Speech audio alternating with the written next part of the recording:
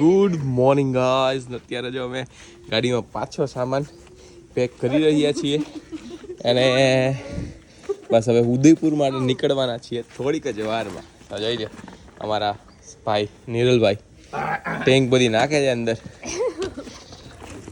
જલ્દીથી ઉદયપુર પહોંચીએ અને મજા કરીએ. બહુ એક્સાઇટેડ છીએ અત્યારે અને મેડમનો બર્થડે છે. Happy birthday. Thank you. જો અત્યારે અમે લોકો શું ખાવા આવ્યા છે ભાઈ? ખમણ, નાયલોન ખમણ. અને જો અત્યારે શું કહેવાય સેન્ડવિચ ઈંદડા ખાવા માટે આવી ગયા છીએ. તો અમે લોકો ફાઇનલી પહોંચી ગયા છે ઉદયપુર. અને બસ જો હવે પહેલાં કાઢીએ ને જો અમારી આ હોટલ છે ડિગલેન્સ ઉદયપુર. અને બહુ મજા આવી. અત્યારની ડ્રાઈવ મસ્ત હતી. બધા રોડ બોડ એક નંબર હતા.